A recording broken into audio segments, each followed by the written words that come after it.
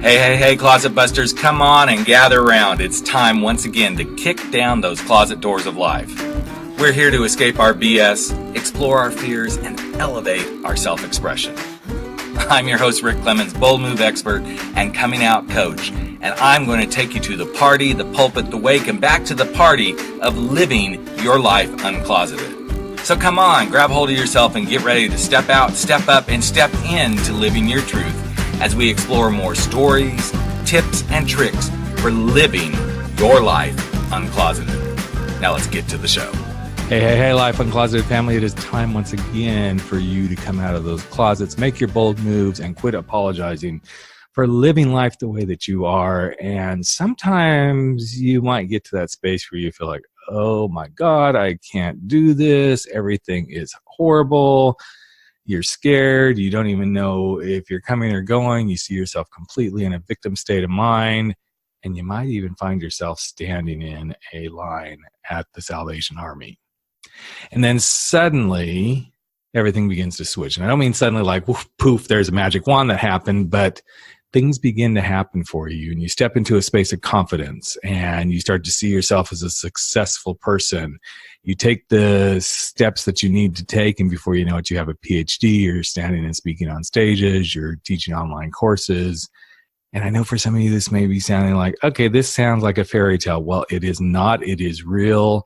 And today's guest, her name is Carolyn Collen, and her and I have gotten to know each other through a program called Booked and Paid to Speak. And as I was working with her as her coach in that program, I thought, you know what, this is a perfect story for Life Uncloseted, because I know Carolyn well enough to know that she is like, just go do it.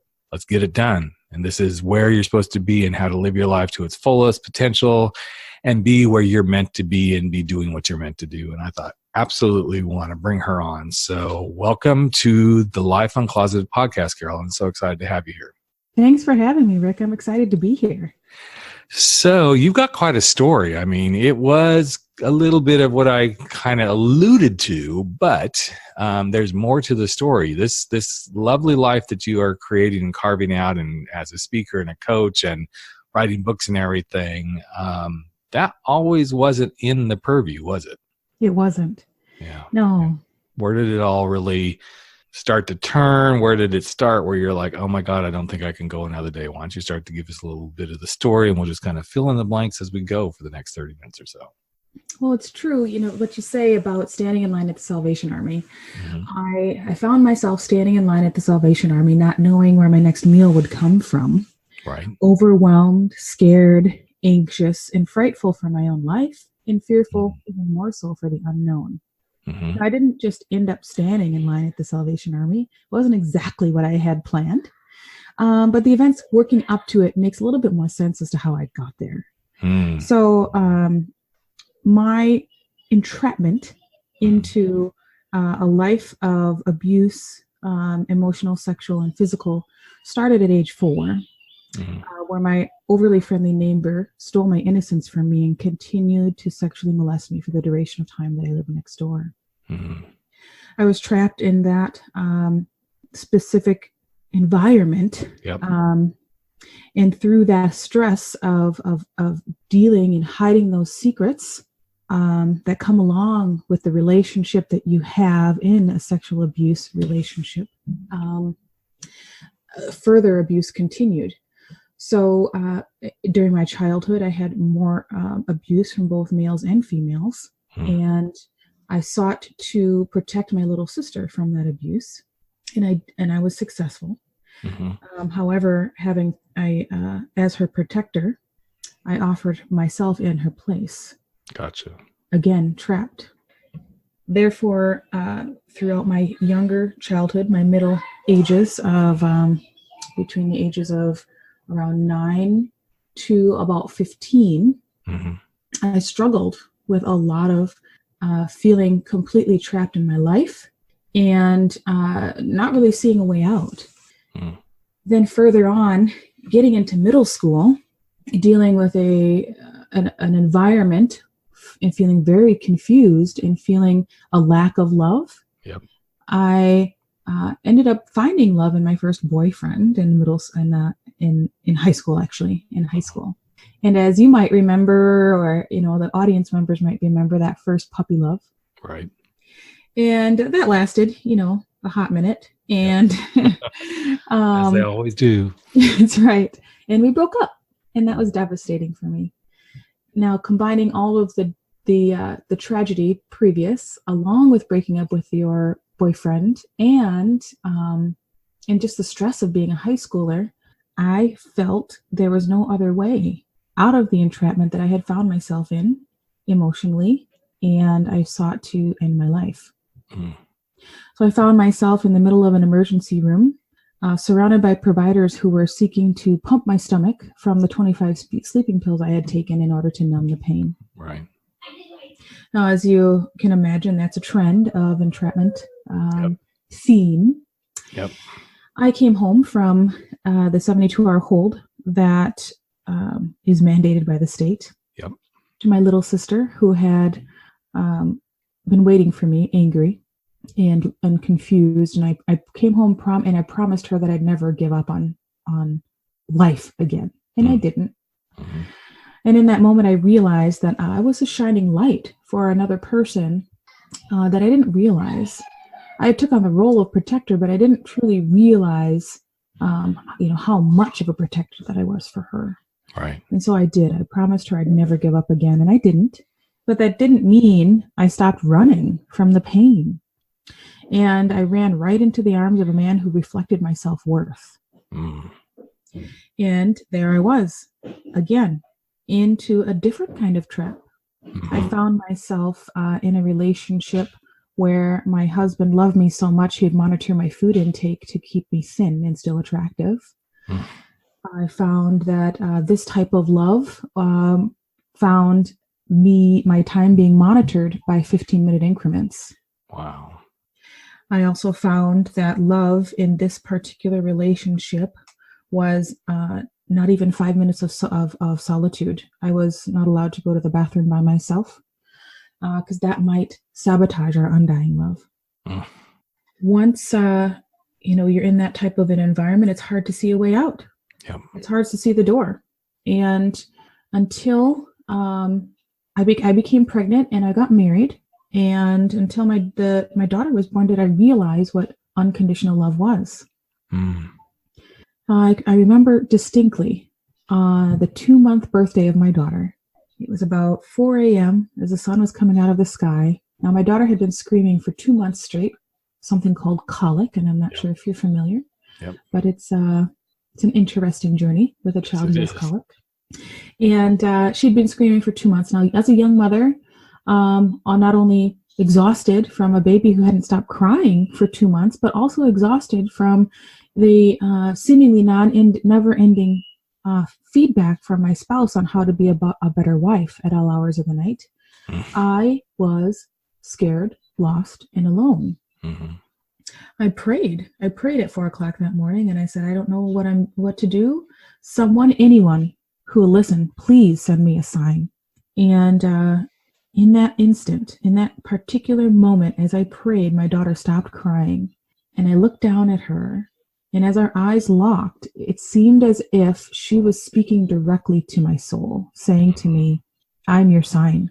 And in that moment, I truly understood the feeling of what unconditional love was compared to what it wasn't. Unending suffering and self-sacrifice. So I knew in that moment there was something that I needed to change. Right. I didn't know how. I didn't know when. But I knew there was a change that needed to happen, and that was an integral moment leading up to standing in line at the Salvation Army. I got up enough courage to leave while my spouse was at work in between the 15-minute calls that he would check in on me to see what I was up to. And there I found myself waiting for food, not knowing where my next meal would come from, and afraid because my spouse promised me if I were to leave that he'd end his life in his own so that we could be together forever. So standing in line at that time, knowing that I needed to muster up courage, knowing that I had to fake it until I made it, knowing that I needed to put on a face that would show confidence so as not to, cause anxiety for my daughter, I came up with a plan, or came up with a method, actually. Mm-hmm. A method that was born out of necessity, Yep. and today is used in very different manners. And that is my FIERCE method. Mm-hmm. It's practiced 5 minutes at a time in order to gain control of your anxiety, your anger, your fear, and use it as fuel in which to launch you forward in a positive direction. So as you went through this experience, which is just, for anyone listening, you got to go, okay, I can't imagine. I'm sure people have had some pieces of it that have shown up, but probably not to the degree that you're sharing. You had that sense of complete despair and how do I get through this? But it's so interesting to me that it was that simplest of moments when you asked for what you needed, which was a sign, that it was delivered in a way that you could actually see it. I think some people would have missed even that little moment of, oh, wow, she quit crying. This is the sign. For you, what was that? What was it inside you that you just knew this was that moment? I mean, this was the sign. Rick, when I was at that moment, I had hit what some people call a rock bottom. Up until then, within my marriage at that time, I had found myself in a way to be addicted to codependency. And so if you look at it in that way, I hit my rock bottom. And once people who are looking to break free hit a rock bottom, they're able to then see things they weren't able to see before. And so in that moment, I prayed and I asked to whomever might listen. And mind you, at that point, I had lost a lot of faith in a whole lot of everything. And given my history, a lot of people could say, well, I don't blame you. Right. And I truly was at that place of, I just don't know what to do. And I just don't know if I can continue. I don't want to, I'm lost. And so in those moments of true rock bottom, true authenticity, true, show me anything. And that's how I was able to see the sign. The light came on and I realized, what I had been doing wasn't working. It was time for something new. Yeah. And I hear this many, many times, and I know other people who are listening have heard these kind of stories too, but I often believe what gets missed is the rock bottom always seems to be kind of the thing, but sometimes the rock bottom isn't the worst thing. And sometimes the rock bottom is a positive thing. And sometimes it's something that comes out of nowhere that you go, oh, wow. While I'm here, this thing suddenly showed me the light. So in my case, the rock bottom was the meeting the British guy in London on a whim, having a wonderful night, and then doing what I was used to doing, which was going back to the hotel room to, have this, what I needed. I needed sex. I wanted to feel the comfort of being in the arms of this man, even though I was married to a woman and 2 children at home. And the rock bottom this time showed me something completely different. And it was such an interesting journey. And those who've listened to the podcast have heard it before, but it was that interesting twist of, I didn't get what I wanted that night. I actually got something more, which was no sex. I actually got intimacy. I got conversation. I saw conversations that I could have with a man that was outside of the realm of, let's just go in here and let's just, do the nasty and go, be done, with shame and guilt and everything else layered on top of it. And as you're talking, I'm hearing this very beautiful, positive thing stepped forward and said, I'm going to give you a simple yet powerful nudge that I'm listening, I'm here, and it's time for you to make your move. Even though it scared the crap out of you, I could hear that as you were telling the story. It's like, I don't know what I'm going to do, but I know I'm going to do it. Even in the throes of, as you so beautifully shared, you're addicted to codependency, that addiction. And people that are in that, I don't think they realize that's really truly what it is. because you get into those spaces, and because I was raised in a household that very much is that way, it's such an interesting space to be in.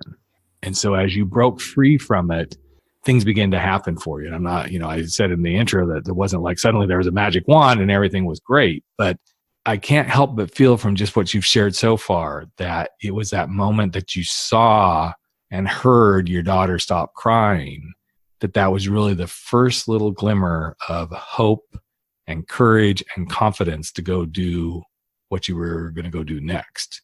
So take us further now. You didn't just suddenly, okay, now here I am, I'm speaking on stages and all this sort of stuff. There was something that planted the seed, but where do you go from there? Yes, very true. And yeah, to paint a little picture, yes, I had that glimmer. I had that hope, but it didn't mean that I left immediately. Mm-hmm. It took me a year, just a year in which to muster up the courage to leave. Mm-hmm. The back and forth, the self-doubt, mm-hmm. the, okay, well, I will escape. I will leave today. I'll do it. And then you talk yourself out of it. And then you go back and forth. And yeah, it took me a year. And then, yes, once I left, there's also the going back. Oh, I didn't mean it. I didn't go back, but I thought about it for sure. Mm-hmm. And the struggle. But don't you think in that struggle, and I hate to interrupt you here, but I think this is kind of something interesting to like bring to the listeners, is in that struggle, whether to go back or whether for me to, okay, well, maybe I can stay in this marriage and this was just a fling, even though there were many, many flings. But, this one was like, okay, he showed me something I hadn't seen, maybe I can go back. In those moments, I believe, is when our truth really begins to take a stand and say, okay, are you going to get serious here, or are we going to keep playing this game? And that truth really stands up to us. It's always there. And as I've worked with people and talked to other people, and we've had such beautiful stories, throughout the time on the podcast, it's always been this thing, but this is the first time I'm actually putting it in this framework for people to hear, that when your truth really sees you ready to do that thing, it's going to stand up really tall and really strong, and it's not going to back down because it knows you're ready. Exactly. Now, it may take you a year to get there, but I sensed as you were sharing that, it's like, okay, that truth is there. And, yes, the phrase, the truth will set you free. Well, yeah, the truth is standing there waiting to set you free. And I think for most people, once they reach these moments, these crossroads in life, the truth says, okay, I'm here and I'm done playing games. Mm-hmm. And it seems like that's kind of what was going on for you, is that year was your truth going, okay, girl, come on. Are we going to do this or are we not? Exactly. And I'm sure you're familiar with this whole kind of back and forth, finding evidence, trying to justify, but not. And then, it's comfortable. You get used to certain things and, a certain way. Yep. And then the uncomfortableness and the fear of that and what's out there. And so, yeah, the struggle is real, back and forth for a whole year, and then collecting evidence like an FBI detective. And then finally, able to just say, hey, okay, I want to live my truth, and I want to live it for my family. And so, I wanted to live that for my daughter. And that's when I took the leap. And getting and building that confidence. And so from the Salvation Army onto a new door opened.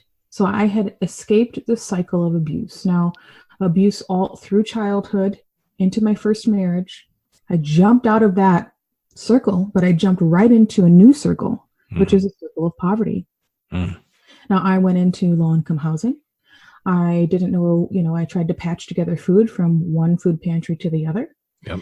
And I struggled a lot. And it's why a lot of people go back to their abusive relationships, is because they don't know how to make it. And so I had to formulate a way to break through the self-limiting beliefs, the anxiety, the fear. And I broke it down into 5 minutes. And a wise person said to me, "Hey, Carolyn, it's okay. You're going to do this. You can do this. You've got it." Yep. They said, just take it one day at a time, one day at a time. And this is a very common way to look at things, is one day at a time. Mm-hmm. But for me, when I thought about one day, absolutely not. I thought, well, I Right. might as well give up then. This is way too much. Mm-hmm. I can't. Mm-hmm. And so I needed a new way. And I decided that I can do something for 5 minutes. Yep. I can deal with something for 5 minutes. I can calm myself down. I can try to get some clarity. I can focus and I can act. Mm-hmm. I can do that for 5 minutes. And if I can muster up that, I'll just focus just on that 5 minutes. And that's what I did, 5 minutes at a time. And I layered it 5, 10, 15, Mm-hmm. into 30 minutes, into a half day. Soon enough, it was a full day. Soon enough, it was a full week. And looking back, I would realize my progress. And that is exactly where my resilience started to build, Mm-hmm. where I built the muscle of confidence, and I continually built the muscle of courage in which to push forward. You know, it's interesting that you bring that up, because you and I've talked about this, in the past, how similar our processes are. But the courage and confidence piece to me is such an interesting one to play in, because people are like, well, aren't they the same? I'm like, no, they're not.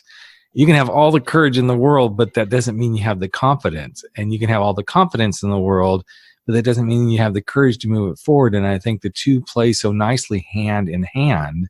And it doesn't matter which way you want to put it, the chicken before the egg sort of concept.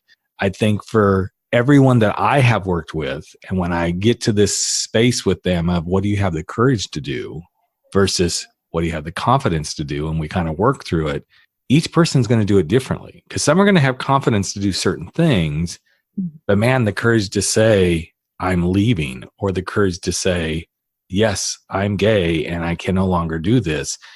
There's courage in that. Now, confidence is standing in it and being who you are.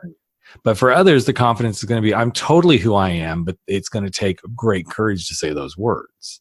Yes. So it's so interesting. I'm glad you said those words, because I think this is where we can truly give people some tools. And we're going to talk about, your fierce and how you use this in the 5 minute sort of stuff. But what I loved about the 5 minute thing is, we always hear the phrase, baby steps, baby steps, baby steps. Mm-hmm. And I don't see anything. I don't put judgment on that. If that works for people, great. I prefer to go from the space of what's manageable for you, because somebody's baby step could be, I can do this an hour at a time. Others, it can be, I can do this a day at a time. But what's manageable for you? That to me is where you got to start. What can you manage? Because for every one of us, it's different. And yes. How somebody else does it is going to be different. And I know you've done some stuff with Hal Elrod and, his Miracle Morning stuff. For some people, that's like great. And I love it. But I also encourage people, when they find something like that, to truly make it work for them, however that looks. You may not be able to start out doing the Miracle Morning right out the gate, but you might be able to start to do a piece of it. And then you add another piece of it. And this is what I think is so fascinating. So as you begin to go through this process, because this led you, all of this stuff, from standing at the Salvation Army to leaving to all of this stuff, began, at least what I know, to really truly develop this fierce piece of yourself where you could see, this is what it takes for me to do this. So take us into that fierce piece. Where did that start to really develop for you? Yes. So to go into explain exactly building that muscle, and, fierce developed into, Rick, I had a lot of anger. I had a lot of anger over my childhood, and a lot of, flashbacks and things that would pop up in the middle of the day. Sometimes I would just simply zone out and had no idea. I'd smell a particular fragrance and I'd start to remember a memory that I didn't want to remember. And so I needed a way in which to harness a lot of these things. Mm-hmm. People who struggle with anxiety, overwhelm, anger, things like that, all these negative things. What do we do with them? Because they're real. And so what I did is I harnessed them. So fear stands for a way in which to take a lot of that negative emotion and kind of ball it up, grab it and hold on to it and use it and harness it into fuel. Now you have choices. You always have choices. You can either use that anger, that frustration, and push you in a direction that's negative and self-harming, Right. or you can take it and you can use it for a positive change. Mm-hmm. Now, there are people who have been through very similar situations as me, and they are suffering. They are entrapped in addiction. They are, perhaps homeless. I do have people who I grew up with that are homeless, and they lost custody of all their children because of, their choices with that. Mm-hmm. And so I wanted a different path. And so I didn't know how, but I borrowed the love that I had for my daughter until my self-love caught up. Because sometimes you have to borrow the love you have for another person until you teach yourself how to love yourself. And so that's exactly what I did. I took that anger, I harnessed it, and I pushed forward 5 minutes at a time. And as I pushed forward, what that meant to me at that time was to be able to secure a safe place to live. Mm-hmm. The first night that I stayed in low-income housing, someone down the road got stabbed. Wow. And I was the only one with a phone. So they came and used my phone to call the police. After the police left, I promised myself that I would get out of that neighborhood and find a safer place for my daughter. So I had to figure out a way. Now, if you're familiar with low-income housing and the way that some of these systems work, they're broken. Yep. And so the more income that you try to make, the less assistance you get. Exactly. Not enough to make savings. Same thing as the opposite. The less money you make, the more assistance you get. Still not enough to make savings. Right. So I had to figure out a new way. I registered for college because I found the only way I was going to get a higher paying job was with an education. Yep. I worked 60 to 70 hours a week, doing as many cash jobs as possible: bartending, waitressing, babysitting, cleaning houses, and working retail store job. And so I combined all of that. I saved money and I pushed and I grinded. And I did that until I was able to get out of the low-income housing into subsidized housing. After that, continued on through school, push, and kept going. And through using that method, the 5-minute method that I teach and I use, and I've helped thousands of people break out of their self-limiting beliefs and their self-limiting emotions to use in their lives, I was able to continue to grow my career, use my past tragedies and adversities to be, rather than something that happened to me, to happening for me, and continue to push on through to PhD and leading a cancer center. Wow, that's amazing. And here's the thing that you just brought up, which we've heard in different ways before, but you captured it in a way that I've never seen it packaged quite this way. The whole borrowing the love for another person and giving it to yourself until you can, fill up that bucket of self-love. People in general, they just have a tough time with this whole self-love concept because we've been told so much that that's selfish. You're not a good person if you want to do something for yourself and blah, blah, blah. And that's all it is. It's a bunch of bullshit in my mind. True. And it's interesting because I was actually having this conversation with a client this morning as he was talking through the potential of leaving his wife because it's not working. It hasn't worked for a very long time. And she's very comfortable in the status quo and he's not. And of course he's worried about his kids. And I said point blank to him, how good of a father are you being to those kids right now by staying in the situation? And now I want you to envision what kind of a father you will be on the other side of this decision when you give yourself the permission to go be even happier, to be more productive, to be more alive. Because he used that word. He said, I want to feel alive. I'm like, so you obviously are not feeling, you're not dead, but you're surely not excited about life. And I wish I had heard this then, because I would have shared it with him, and I probably will on our next session, about this borrowing the love for the moment, getting yourself in that really beautiful bucket full of self-love, because as soon as you have that, it's so much easier, so much easier to then turn around and give it back to others and to go do things and to be in your power and not to be in guilt and not to be in shame. And I think this is the big lesson that I hope everybody walks away from this conversation with, is that borrowing and giving it to yourself, even if it's just for the time being. I know I learned so much about myself when I started to truly love myself. Yes. So really quickly before we start to wrap it up here, let's talk through the FIERCE. What does the FIERCE stand for? Because I know everybody's curious, and we're going to give you all some tools that you can interact with Carolyn here with some free stuff. And also we're going to give you a link to her FIERCE Academy, because that's how we roll here on Life Uncloseted. But real quickly, what does the FIERCE stand for? Yes. So FIERCE is a concept.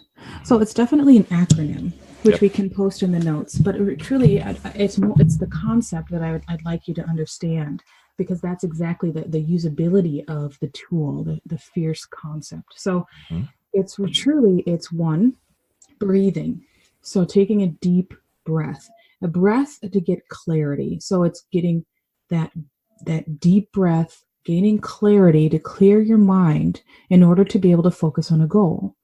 Now, it's modern science combined with ancient history, right, and ancient wisdom in which to breathe. We forget how to breathe. We end up holding our breath, especially when we're in a moment of anxiety and overwhelm, when we think about the greatness that could be. And so breathing. So that's B. Then the second piece is F, which is focus. So focusing on that one goal. What is the one thing that you need to be able to do right now? Yep. What is that? And keeping it clear, taking a deep breath and focusing on that one thing. And in the other F is fierce action. And when I say fierce action, I'm saying taking whatever is holding you back, fear, anxiety, overwhelm, harnessing it and using it as fuel to push you forward. So I like to, within the concept of FIERCE, I like to use this little acronym, which is BFF, your new best friend forever. Breathe, focus, fierce action. And how, thousands of people are using it now as I go out and I teach and I speak and I workshops and events. And it's phenomenal, the amount of examples that I have around people using it. Now, this was born from necessity, but now it's used for many, many different things. So, for example, I use it from going from meeting to meeting during the day for a reset. So, taking a deep breath, a moment of clarity, focusing, okay, what is my next meeting? What is my next coaching call? What is the goal of the next thing? So that's my focus, and my action is to get present. And if my goal within, a particular meeting is to gain clarity, gain wisdom, then I know that my action is to ask questions and listen. This is something that's not, it's not something that is absolutely original, but when put in the right order can be phenomenal. We've done this before. If you recognize how you've used this before and take credit, and that's how we build resilience, is by recognizing that we've done this before. If you think about, the first time that you looked at riding a bike, when you looked at that bike, you realized your action was that you wanted to ride the bike. You took a deep breath, focused on riding the bike, hopped on, fell off, got back on, right? Breathing, focus, fierce action. Same thing when you decided that either you wanted to go to college, not go to college. You had to get a moment of clarity. You had to think of the goal, and you had to take an action. We've all done this. You got your first apartment or first house. You had to take a moment of clarity. You had to think about the goal, and you had to take action. That is how you work the FIERCE process.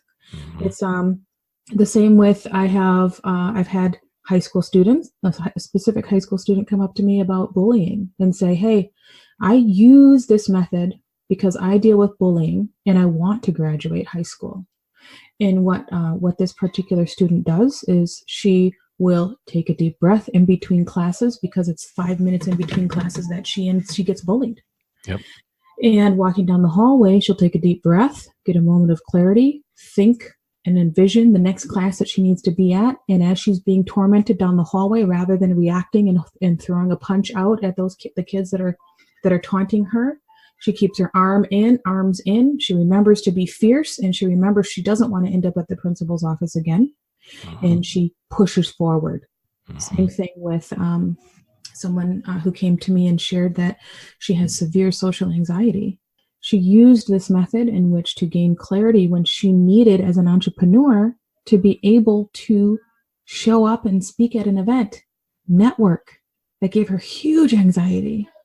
But she thought about Fierce, and she thought, yes, I can do this for just 5 minutes. Exactly. And soon enough, she was able to work her way through a crowd, gaining many contacts. Soon enough, she realized that she didn't even have anxiety anymore.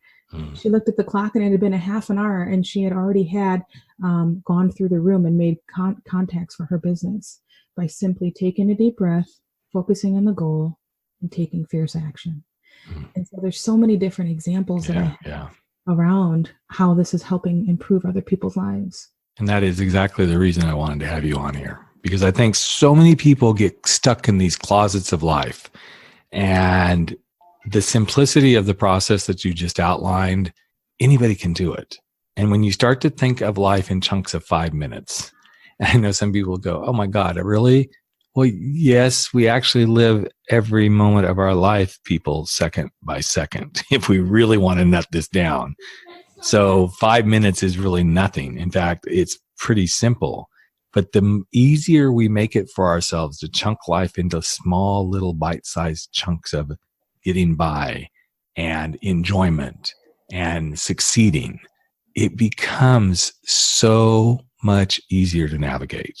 It's when we put life in this big thing of, okay, this has got to happen. It's going to take this many days. Yes, that's reality. But man, what if you chunked it down? What if every bit of a project, every bit of a relationship, every bit of a challenge that you know you have coming, you use Carolyn's process? And we're going to give you a way to get that. She's got a beautiful giveaway that we're going to have on the show page where you can get her Fierce Action Guide, download it with a bonus video that explains everything. Plus, we're also going to have a link over to her Fierce Academy, where she takes people deeper into this work and really helps people take these stands so they can truly unleash themselves into a fierce space of living life the way they want to.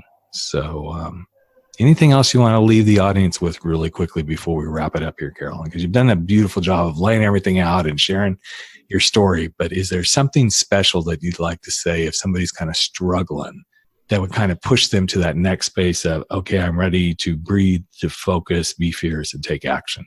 Yes. I would just like to say that for me, it seemed as if, the unknown future was, something that was so fearful that I didn't want to look at it. And to be quite honest, once you get on the other side, it's not as scary. It's never as scary. And so it's actually, a whole world of possibility. And I think most people, if they took a moment to really think about the scariest things that they've ever had come up in their life, and I love that you and I use a very similar philosophy. We've already done all this, people. Trust us. Everything we think is scary, we've already done. It's just been wrapped in a different wrapper. There's really nothing that's any different. It's showing up in a different way, in a different challenge, in a different thing that we might be confronted with. But for the most part, 99% of what you're going to do, you've already experienced and done it in some way, shape, or form. And I love this beautiful framework that you presented to help people truly step into stuff with 4 simple activities: breathe, focus, be fierce, and take action. Yes. So thank you for being here. Thank you for having me. Sharing yourself. And I know you and I we'll continue to connect because we're out there doing similar stuff and crossing paths everywhere we turn. So, but thank you for sharing yourself. And this is a kind of a special episode, folks, if you didn't catch it, that maybe you need to tell your mom this Mother's Day, because we're just a few days away from it. Maybe if your mom is struggling with something, maybe just give her the gift of Fierce and share the link and say, Mom, here's something that might help you. And this is my Mother's Day gift to you. So, by the way, happy Mother's Day to you, Carolyn. I know you've got 3 beautiful children, so hope you get to really enjoy it. And thank you again for being here and being part of my family on the Life Uncloseted podcast. I appreciate it. Glad to be here. Thank you. All right, there you have it. Another episode of Life Uncloseted has come to an end, but that's okay. We're going to be back in just a couple of days sharing more stories, tips, tricks, and wisdom for helping you live your life uncloseted. And you know what? You can share too. Just take a few moments if you like and if you believe in this podcast and share it with someone you know today. Share it from your phone, go share it on iTunes, Stitcher, wherever you are. Maybe even give us a rating and review because you know what? It's all about the planet living their life uncloseted. I'm Rick Clemens, host of the show and the guy who helps you make those big, bold moves. And I hope you never stop stepping out, stepping up, and stepping in to living your life uncloseted. Catch you real soon. Take care, everyone.